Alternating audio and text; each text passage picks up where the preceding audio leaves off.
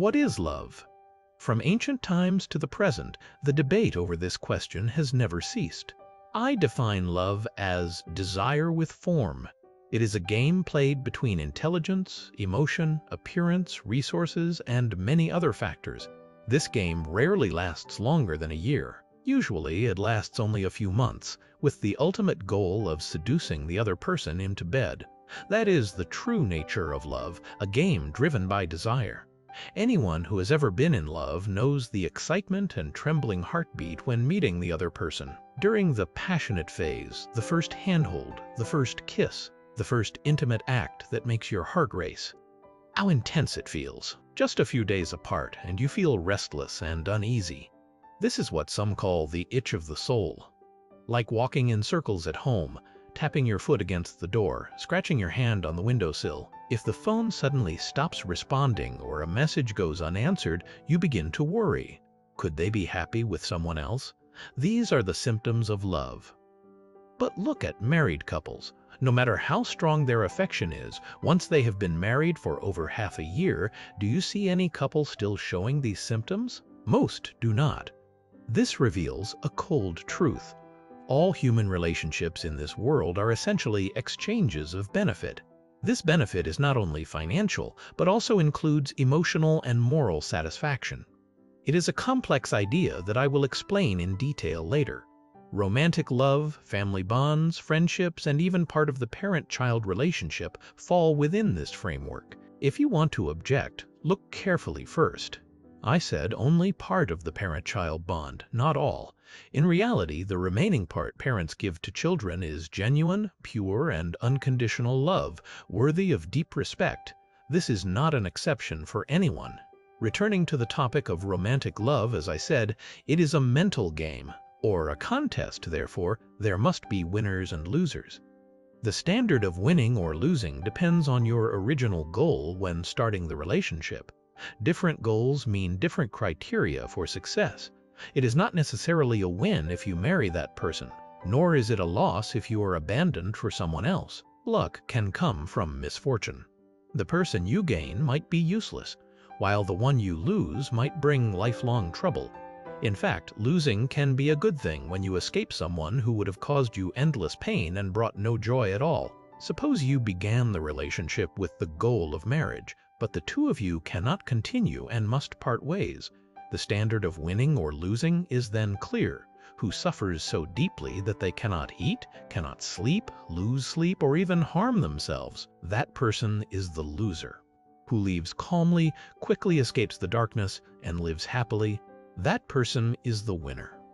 Remember the third principle I mentioned at the beginning.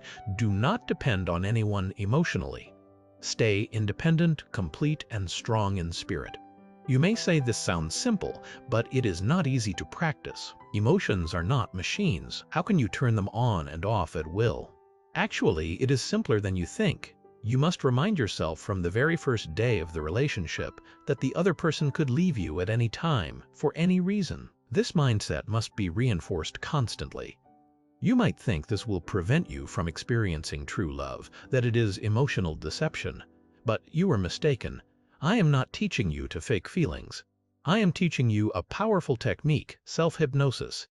Self-hypnosis is actually a powerful technique, not easily taught. You are now having the chance to master a tool that can forge an unbreakable sword in your mind.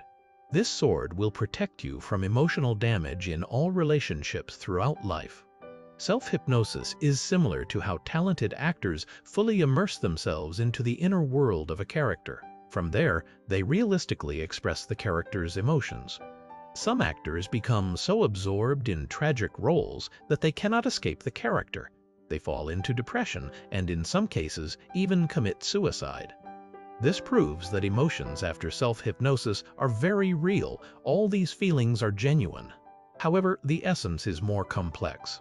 You need courage and vision to see your entire life as a play. In this play, all sadness and joy are roles you perform and experiences you go through. This is an advanced concept, not suitable to fully explain now. I will only mention it briefly. Do not focus on it too much for now. Now, you may understand my point. Preparing for a breakup does not mean you cannot fully commit or love deeply. If you cannot become strong enough to live happily alone for life, then not loving intensely when young would be a loss. Such an experience shapes a person like me with strength and vision. Without it, you would miss a deep life experience. In old age, what would you look back on? This is the issue: how to commit emotionally without deep injury. At the same time, how to still experience intense love. First, you must determine that the other person is suitable to play this risky love game with. For example, he is handsome, gentle, thoughtful, has some financial stability, or she is beautiful. She has an attractive figure, a gentle personality, and so on. After confirming you truly like this person, you can begin to love him or her. Love like others do. When he cares for you deeply, you miss him intensely. Both of you can dedicate a lot to each other. That is perfectly fine. In this mindset, you will definitely experience all kinds of emotions and shocks of love, missing that never fades, irrational jealousy, silent care that brings warmth, a small gift that makes you extremely happy, a wrong word that leads to a fierce argument, then reconciliation, followed by crying in each other's arms. All of this you can experience. You might say, this is no different from what others do. But I tell you, as long as you remember the following points in this relationship, you will be different from others. No matter the outcome, you will be the winner and not deeply hurt. First, from the very first day, remember that at any time and for any reason, this relationship could completely fall apart. Second, this is a game. If he does not betray you, you will stay with him. If he does betray you, the game ends here. You will no longer play. But you must also sincerely invest your emotions in this game. Do not deceive your feelings. You may get hurt, you may feel sad, but remember, you are just an actor, and this game can end at any time. These emotions you can feel. But when the play ends, you must immediately step back. Third, before marriage, a woman should not give her body easily. I am not a virginity purist. I speak only from a practical standpoint. In many cultures, a woman who maintains self-respect gains advantage in the love and marriage game. More importantly, if you do not give your body, you can withdraw more easily. Later, I will give an example. Suppose you discover a suspicious message on his phone. What should you do? You say, I am learning to have a strong mind, so I do not care. Wrong. At this moment, you are an actor in the play. Your rational mind tells you that your character should show moderate anger, question him, and based on his reaction, decide how to continue acting. Now you must truly mobilize your emotions. You can even show rage, grinding your teeth. However, deep inside, beyond these emotions, you should remember this is just a card you must play in the love game according to the rules. In your heart, there is no real anger. You are like someone stepping outside the game, watching yourself and your partner arguing. Now I will continue discussing love. First, I must emphasize again, teaching you self-hypnosis and using an actor's mindset to face love is not teaching you to play with feelings. You must have professional ethics as an actor. If the other person treats you well and sincerely contributes, you should respond in kind. But again, the same advice. A woman should not easily use her body to repay a man's financial contribution. Otherwise, you may lose, because some men are very skilled at pretending. This will open many topics about men. I apologize, but I only want to speak the truth. I hope fewer naive women fall into traps later. I may also talk about how men can avoid being deceived by women. Very fair, right? So how far can men pretend? He will care for you attentively, yet remain respectful. When you are sick, he will check on you, bring food and medicine. When the weather changes, he will remind you to wear more clothes. When you are sad, he will gently comfort you. What do you need? What do you like? If he has enough money, he will try to buy it for you. When you are moody, he will be tolerant and not argue. Even if you do not want intimacy, he will not show discomfort but say he loves you. He can drive you anywhere you want. In short, when dating him, you feel very comfortable and at ease. Gradually, you may even become dependent on him, and then, perhaps, you will not be able to leave him. Many girls have fallen into traps set by such men. Of course, I do not claim all men who act this way are faking. Some are genuinely devoted and truly want to spend their lives with you. I only refer to those who have no intention of staying with you forever. Yet they show such care only to trick you into bed. All their actions are means. The final goal is sex. So you may ask, how can you tell if the other person truly wants to stay with you for life? I am sorry, but a man who uses every trick to deceive you into bed with such sophistication and intelligence is extremely hard for a young girl to detect. That is why the best defense is not detection, but prevention. You must remember two very important principles. First, never fully trust anything anyone says. This applies to all relationships, especially major decisions. Even if you see it with your own eyes, you should still verify it again. To put it bluntly, sometimes even parents can lie to you for good reasons, let alone others. Second, in this world, there is no love or hatred without reason. If someone treats you well, they certainly want something in return.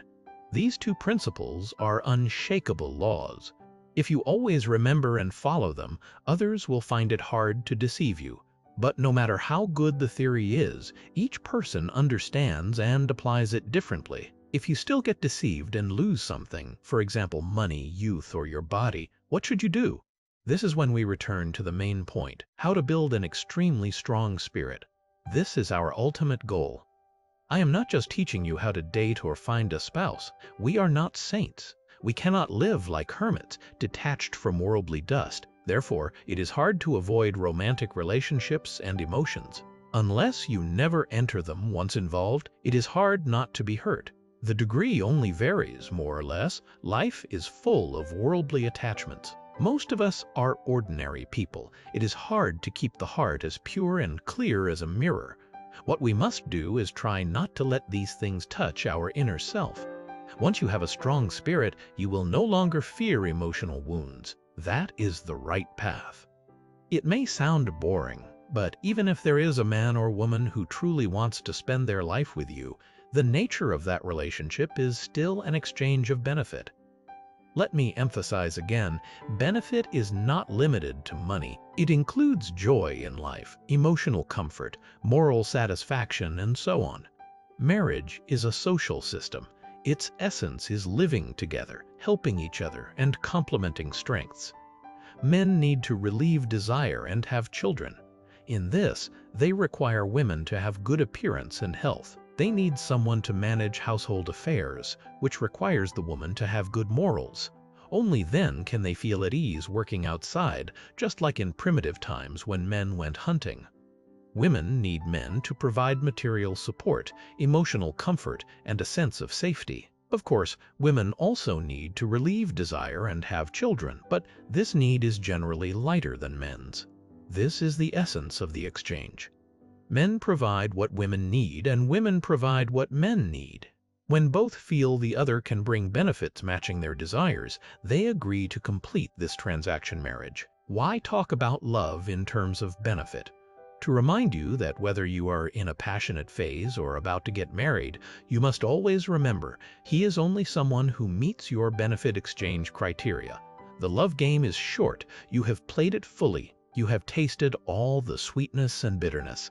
As long as you played your role using the self-hypnosis method I taught, not truly drowning in it, then from now on, continue following the game's rules and keep exchanging benefits. He can provide financial support. You respond with emotional comfort and care, or vice versa. He gives emotional care, and you respond with financial support. Of course, physical comfort is also part of it. Now, let's talk about the difference between a terrible man and a normal man who wants to live well with you. The worst type, regardless of looks or wealth, has only one goal: to get you into bed. This type is easy to spot. If you don't let him achieve his goal, he quickly loses patience and moves on. Another worse type is men who are completely immature and irresponsible. They don't even know their next step. They have no life plan, only thinking about flirting and getting women into bed. They are like the worst men, but with slightly better self-control. Marriage or accidental pregnancy is not their concern. When you talk about the future or married life, they give vague, unrealistic answers. They say things like, "As long as I want, becoming a millionaire is easy." Just wait, he'll support you. With such people, avoid them. They are a waste of your time. A good man, no matter his age or wealth, must have responsibility. With responsibility, he won't act wildly, whether in love or marriage. He knows how to invest emotion and effort. Observe how he treats people daily. Look at his attitude toward his parents. If it's too bad, avoid him. It shows he lacks humanity. If he's extremely filial to the extreme, avoid him too. Because in his heart, parents are heaven and you will always be last in priority. That benefit exchange is no longer balanced. Not that filial piety is bad, but blind devotion without judgment shows he is not mature. He lacks independent thinking. Also, observe how he treats friends. Does he value promises?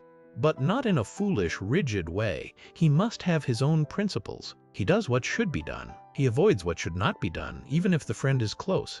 If he often goes out to fight for others, stay away.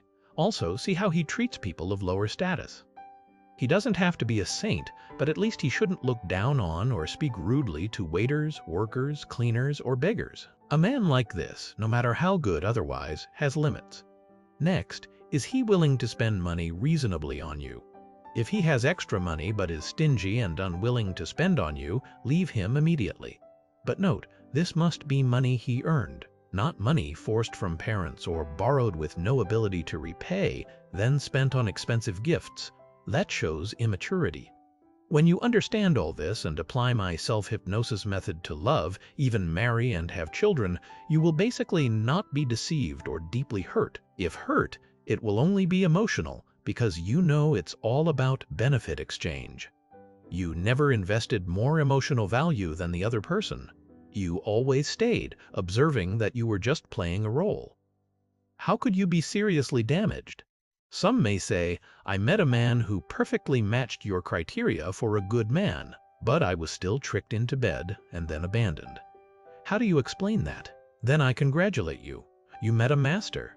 Such people can play a role their entire life, even when they're tired, without breaking character. The scariest thing is they act the same in public and private. Meeting such a person is like winning a cursed lottery. This type is rare. Him leaving you early is your luck.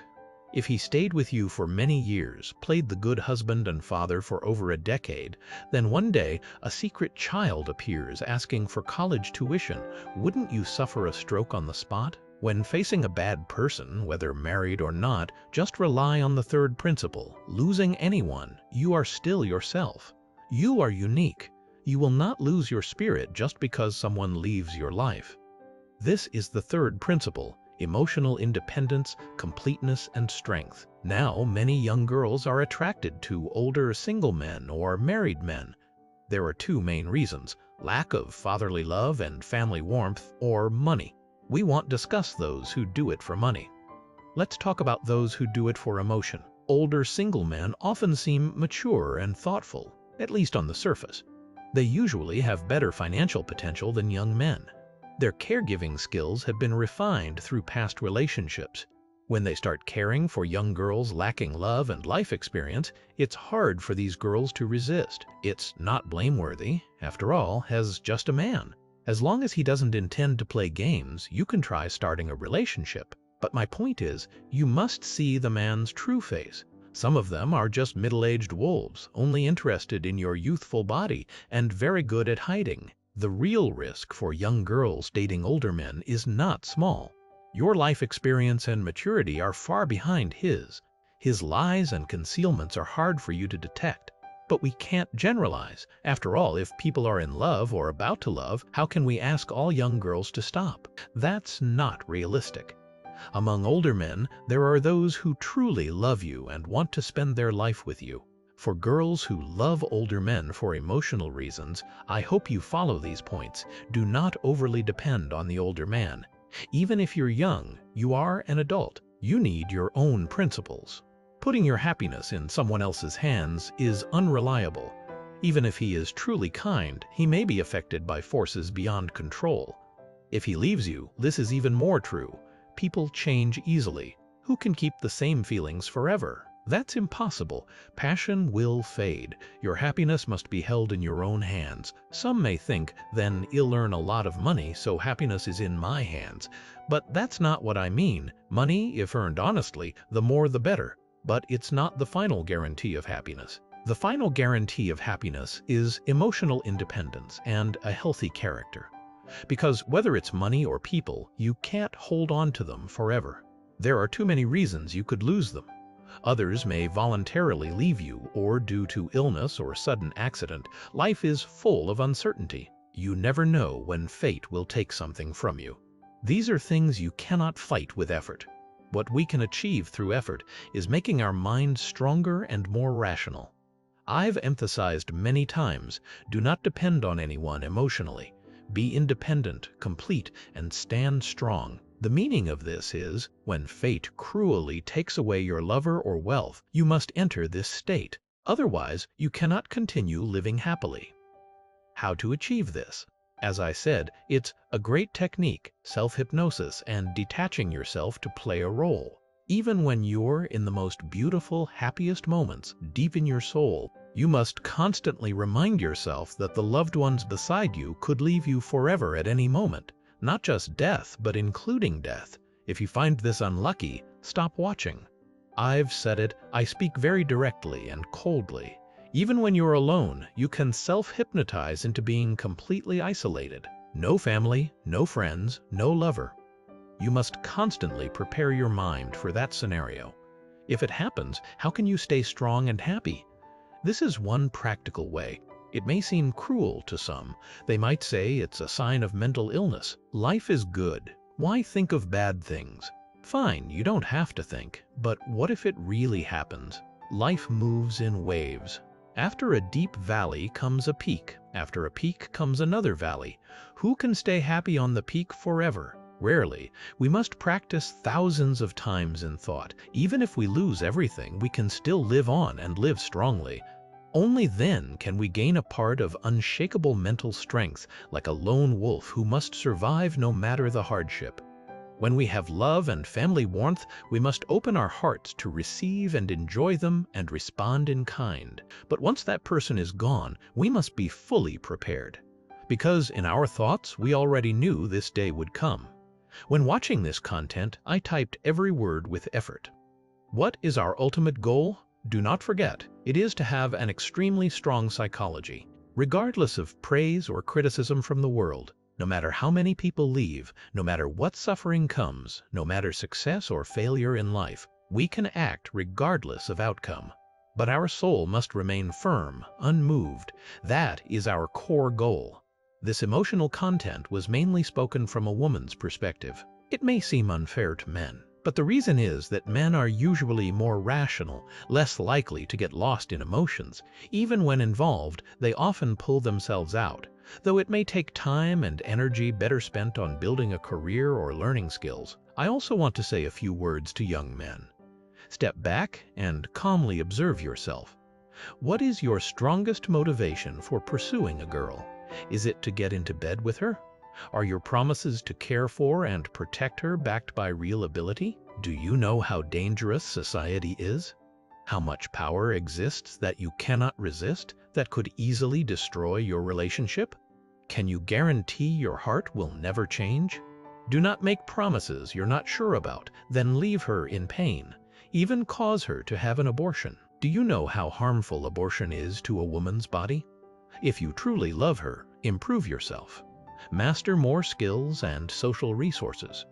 Then you will be more confident when exchanging benefits with others. These words are for young men who are drawn to love but lack responsibility. Even those who truly value love should pay attention. In the world, there is no goddess. She is only a literary character. A pure girl is simply because she is young and hasn't experienced much. As she grows, she will become more realistic. No exception. Look at all the middle-aged women around you. Whether beautiful or plain, elegant or ordinary, who among them is still pure? They are all calculating, relying on money and assets to boost self-worth. When young, they were pure girls. But the pure girl in your mind will become a frivolous middle-aged woman in the future. Stop clinging to illusions. Work harder to improve yourself and earn more money. Use those benefits later to choose a high-quality woman. That is the right path. If you have strong finances, the time your partner remains youthful and vibrant will be extended. And if you always have money, she might maintain her elegance forever.